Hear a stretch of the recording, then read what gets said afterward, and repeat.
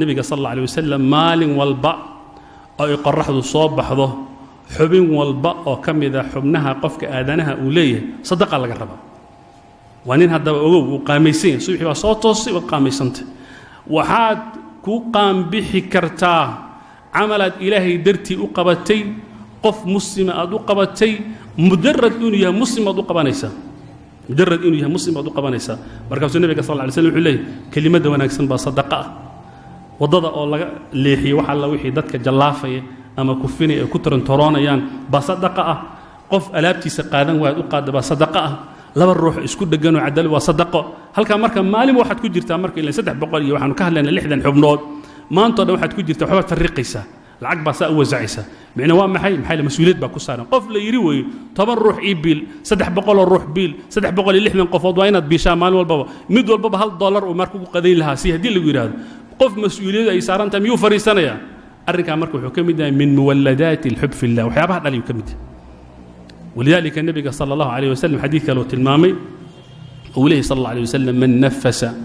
عن مؤمن كربة نفس الله عنه إيش كربة من كرب الدنيا والآخرة قف مسلم قف كفي ذا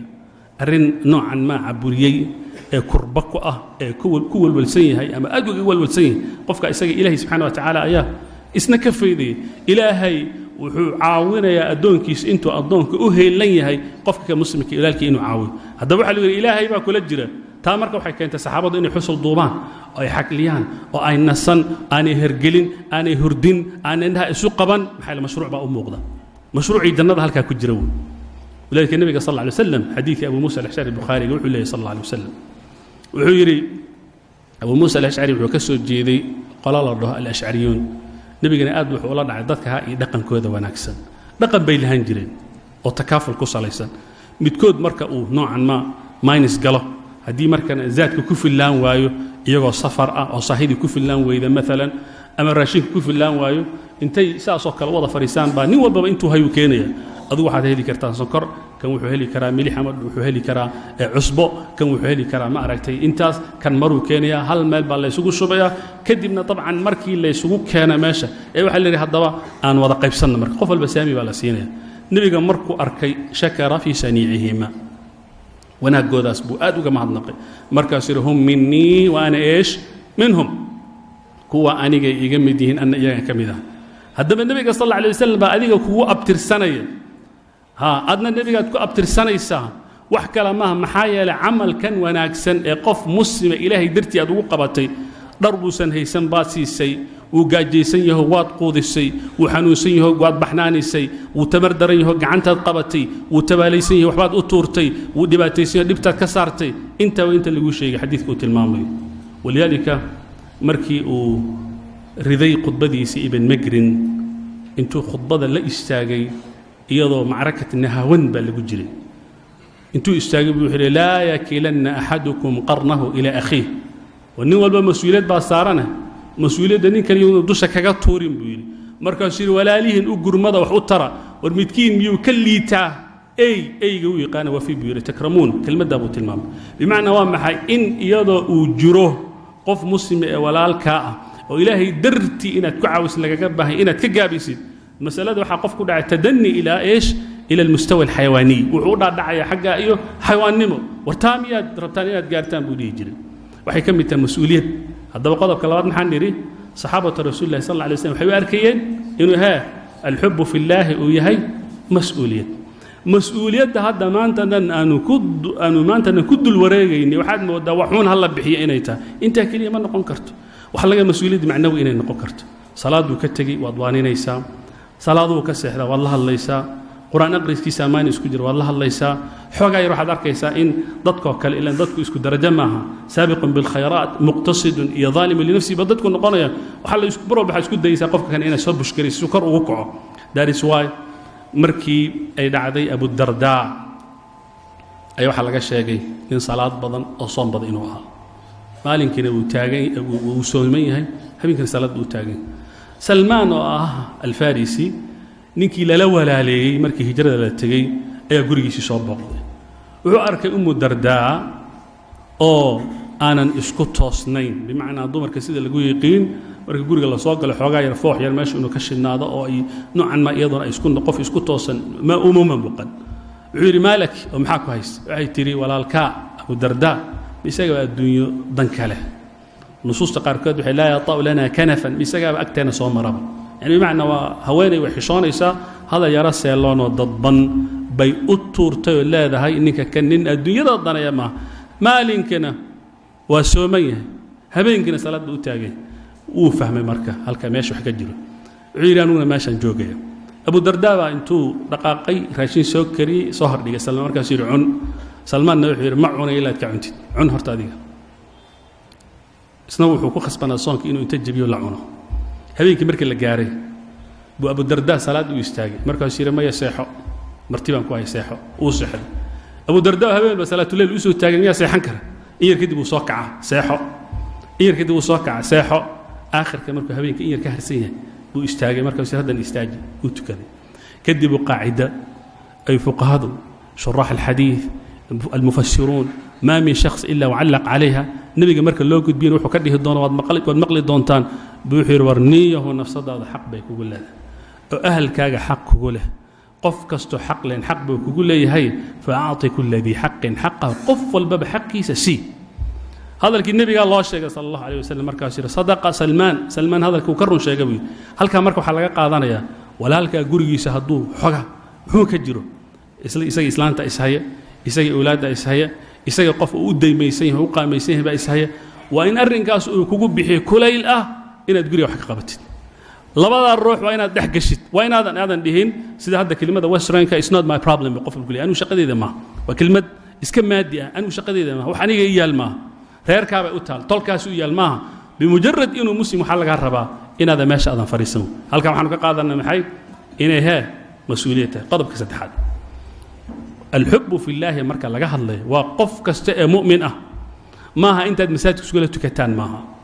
inta adiga tolkaaga ee quman maaha ee inta Soomaali ah maaha inta Falastiiniin maaha waa qof kasta ee mu'min ah midabku doona ha yeesho ha duubku doona ha lahaado si kasta ha kaaga duunaado magaciisa aqoonsi ama garaama ha garanin isku deegaan noqdo ama yaanu noqonin isku lahjan noqdo ama yaanu noqonin adii Chinese ladin kala turjumay han noqdo bimujarrad markuu muslim yahay ilaahay dartii inuu jeclaato maxaa yeelay la ilaaha illa allah wa inay noocan ma jirkaaga ay danabaysa oo ay kugu beertaa iimaan la ilaaha illa inuu isagoo tukanay marka aad waa inaad jeclaataa qof tukano ilaahay xaqiisa u sii jeeda ilaa maxaa yeelay inta soo xajira asnaam hortaagan macnaha loo baahay kelimada walakin nabiga sallallahu alayhi wasallam baa u yimid ya rasuulullah gaaja ay sameelan ka bilaab malaha waxa loo dhanba gaaja lama seexan nabiga wuxuu wariyaa wax tari kara horta koow isaga iska bilaabay oo markuu haweenkiisa dib ugu laabtay waxba la soo waayay nin saxaabada kamid ah ayaa kaxeeyay gurigu geeyay kadib waa tan uu yiri war ay tiri islaantu wax raashin oo meesha yaala malaha intii yar awlaad aanu siin lahayn mooyaan markaas yiri bal xoogaa u jilo waxa iska dhigtaa ee noocan ma in isaga wax la siinayo faynuusana yar dami oo xoogaa baqti nalka iyo waxba meesha yaana imanin si kan nabiga sallallahu alayhi wasallam ninkan markuu meesha yimid saxaabiga loo diray ninkan adreyskiisa ma aqoon telefoonkiisa ma hayo meeshuu ka yimid ma yaqaan reerkee tahay ma dhihin bimujarrad inuu kalimat islaam muslim mu'min uu yahay lagu soo dhaweeyo marka waa maxay waa kelimad iyadu haddii alxubu fillaahi sallama dhaho dhaqaatiirtan xuduuda lahayn alxubu fillaahi iyadu xuduud ma laha xuduud juqraafiyo dhan ma taqaan meelay taqaan markaa ma laha soo maaha